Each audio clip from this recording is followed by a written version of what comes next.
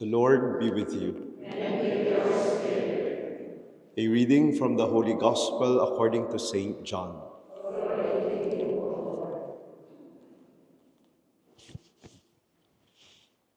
When Judas had left them, Jesus said, "Now is the Son of Man glorified, and God is glorified in him.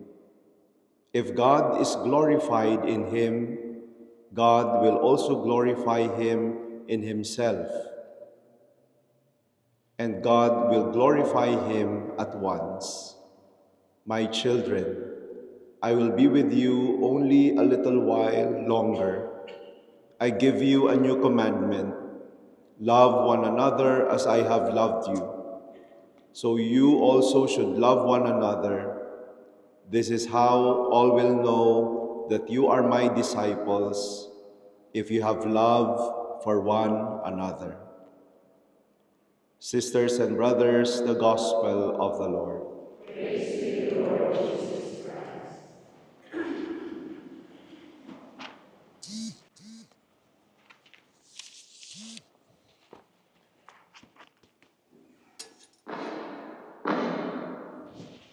I told Father Roy this church is a pilgrim church. As it said, Parroquia del Rosario, pilgrim church. Ang comment kag ni Father Roy, pangit.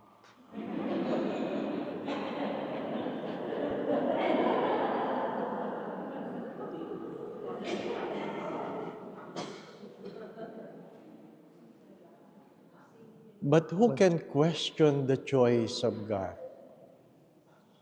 Who can really question the choice of God?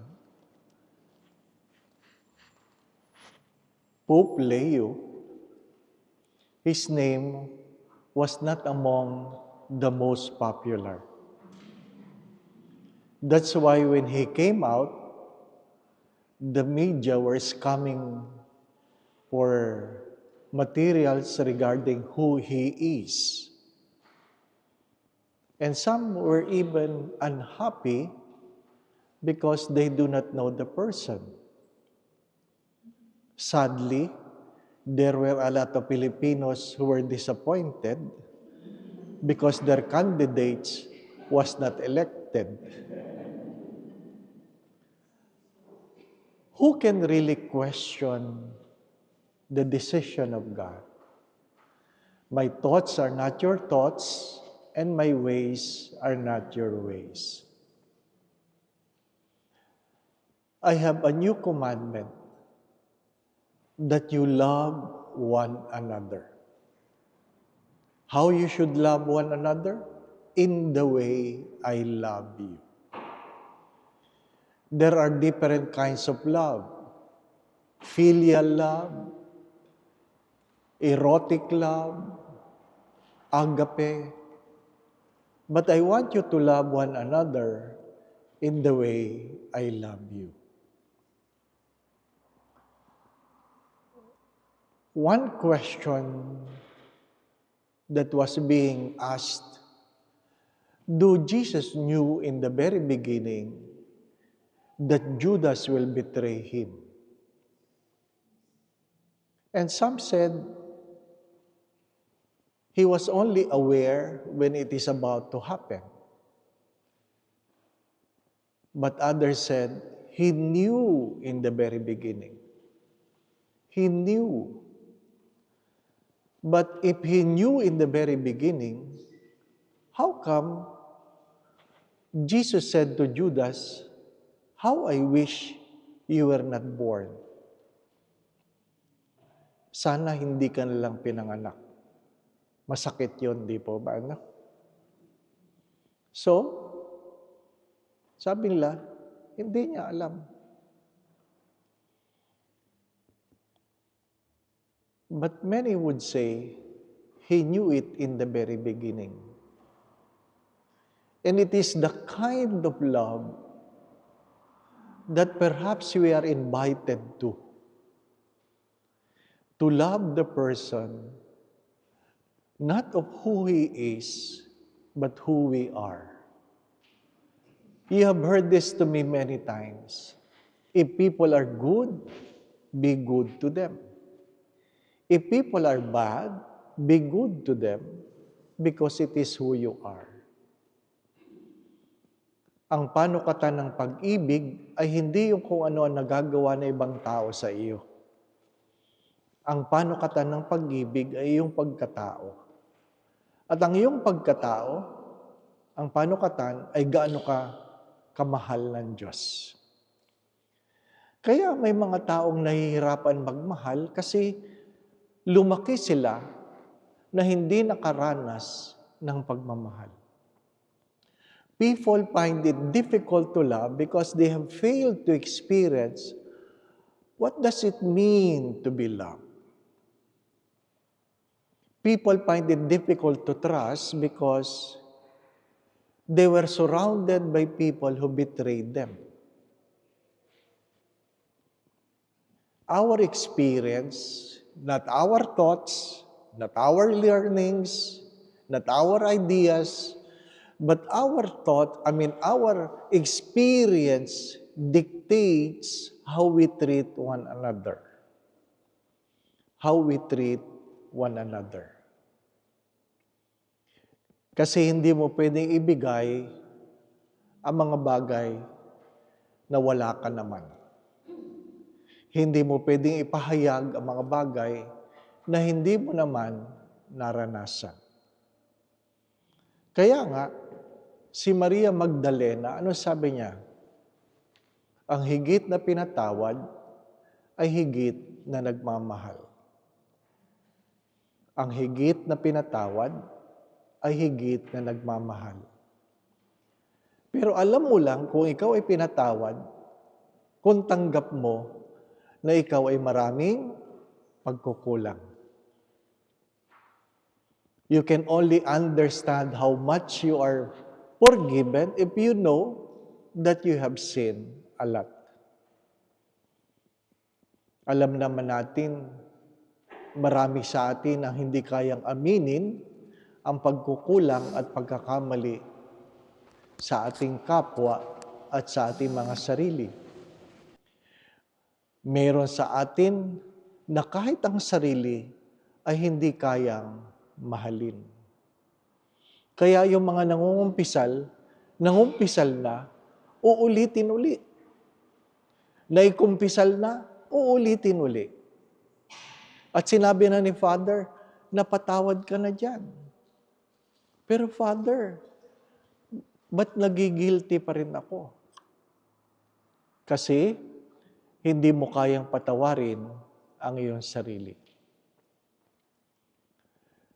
Love one another as I have loved you. Mother should love their children as God loved their children.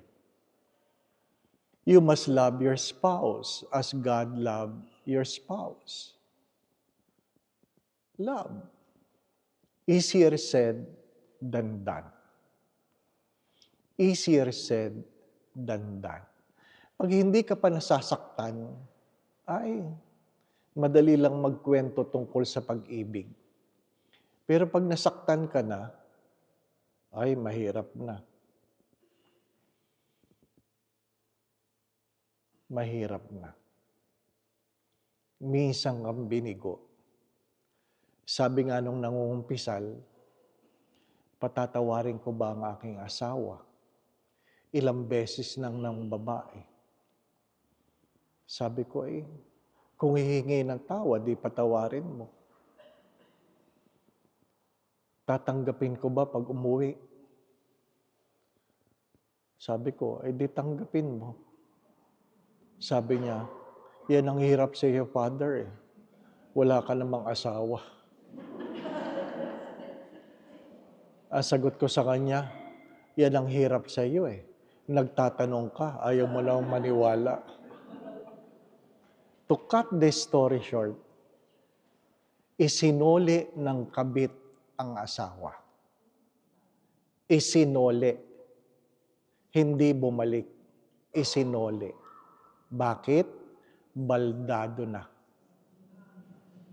naging paralyzed. Naging paralyzed. Pag nangungumpisal siya, parang alam ko lang kanyang kasalanan. Kaya pagluhod niya, parang ano na naman kaya ito? Hindi ba? No? Sadyang may naaalala ka eh.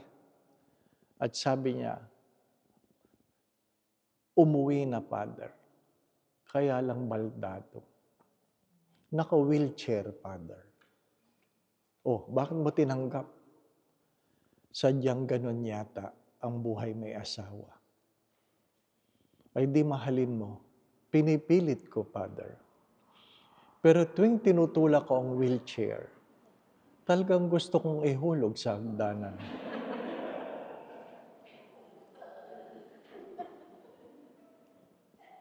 Naintindihan nyo. Pero hindi ko naintindihan. Bakit? Hindi ko naman naranasan. Sabi ko, huwag mong iisipin yan. Kasi baka magpatihulog. Isipin ng mga tao, tinulak mo talaga.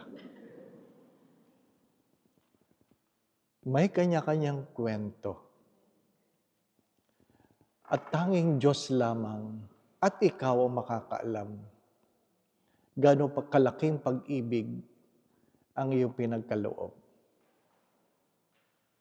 Hindi madali. Kapwa pari nga, mahirap mahalin eh. Di po ba? Yung obispo mo nga, pagka minsan, mahirap mahalin. Di po ba? Hindi ko alam si Father Roy kung love niya. Ay, naka-record pala ito.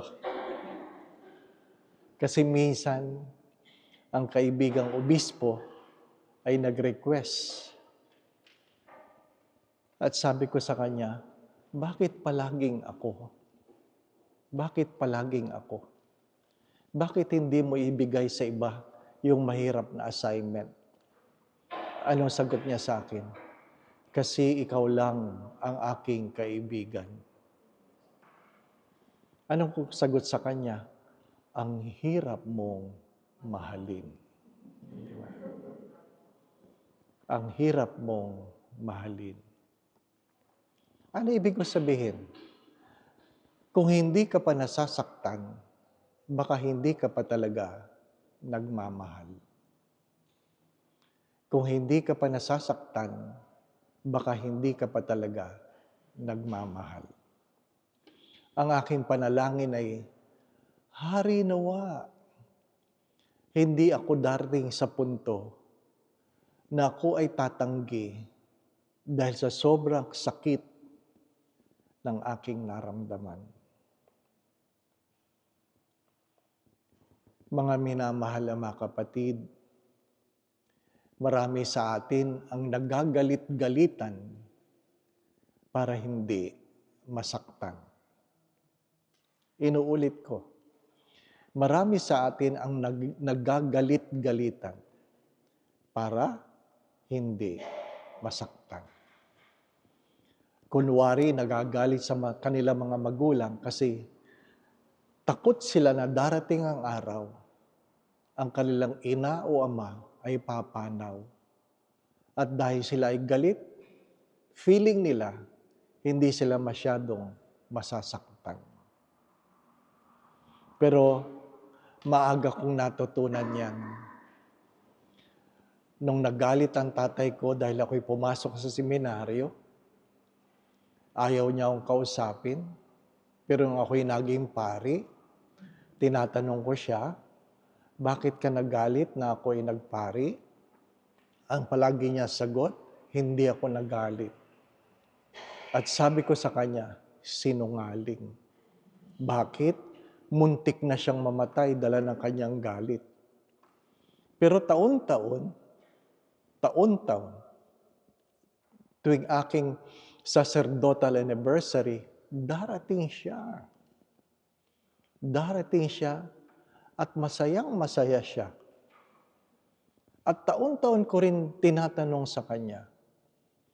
Gusto kong ipaamin sa kanya na nagalit siya. At palaging sagot, hindi ako nagalit. But many of you knew the story that the last 19 days of his life in the ICU, only in the last 2 days, he answered the question, when you grow old, when you get sick, who will take care of you? Pag ikaw ay tumanda, ikaw ay nagkasakit, sino mag-aalaga sa iyo? Doon ko naintindihan na hindi siya nagalit. Natakot siya. Bakit? Marami siyang nakikitang paring namatay. Ang isa doon, ang isang Monsignor sa Lucena, na namatay, na nakaupo sa bangketa, nakasandal sa poste ng Meralco. Marahil isa yun sa kinakatakot niya. What prevents us from loving is the fear of the unknown. The fear of the unknown.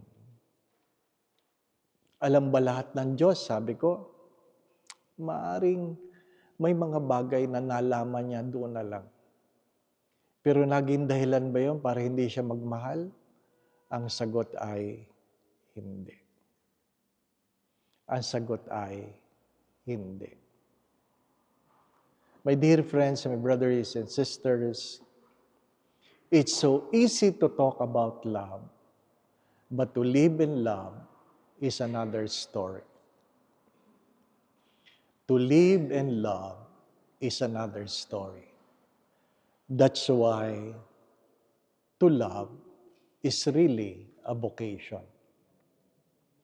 To love is really a vocation. Pag tiningnan mo yung asawa mo, tiningnan mo yung anak mo, tiningnan mo ang magulang mo, may kanya-kanya kayong panukatan ng pagmamahal. Ang panalangin natin ay, nawa ay mahalin mo siya tulad ng pagmamahal ng Diyos sa Kanya. Mahalin kita tulad ng pagmamahal ng Diyos sa iyo. Kailan? Hanggang kailan? Habang may buhay. Kasi hindi naman natin alam kung hanggang kailan tayo sa mundong ito. Malusog ka minsan, kinabukasan, wala na. At ayaw mong tingnan ang iyong kahapon na merong panghihinayang dahil hindi mo pinagkaloob ng buong buo ang iyong puso.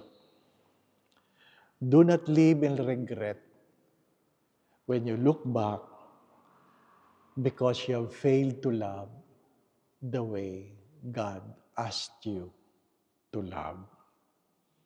That's why the first reading says,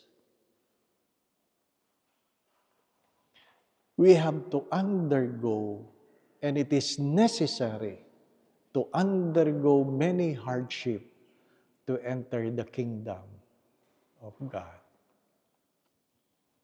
I want you to look at those words not as something you simply do, but something you have to embrace. It is necessary for us to undergo many hardships to enter the kingdom of God. Ang hirap mong mahalin. Ngunit alam ng Diyos, minahal kita. Amen. Going back to what I've said,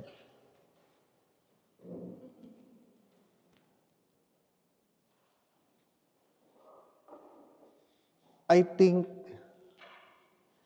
you find it easier to love your spouse Kasi pinili mo yan. Di po ba, no? Pinili mo yan. Marahil, mas madaling mahalin ng magulang ang anak dahil alam niyang anak niya yan.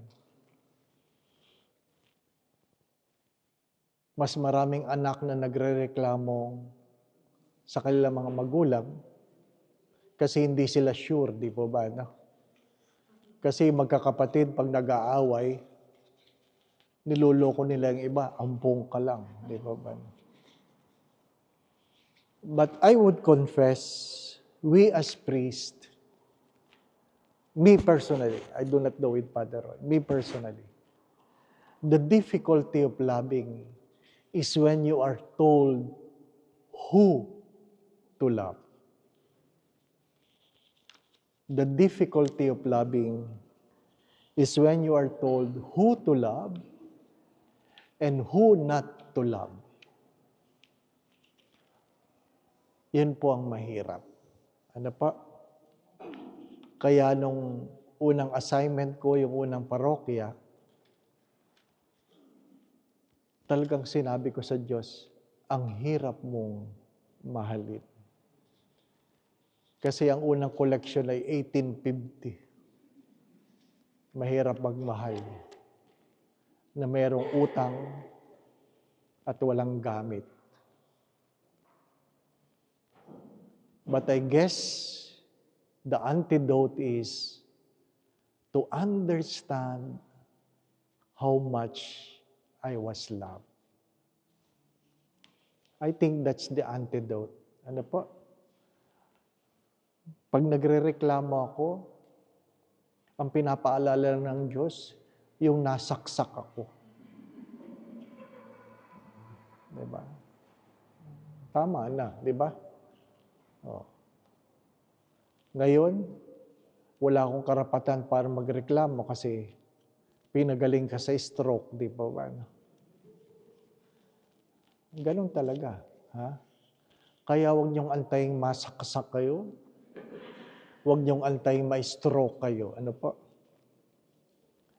Love one another as Christ loves you. The Lord be with you. And may Almighty God bless you and your family, the Father, the Son, and the Holy Spirit. The Mass has been offered. We go in peace to love and serve the Lord. Hail, Holy Queen, Mother of Mercy. Hail our life, our sweet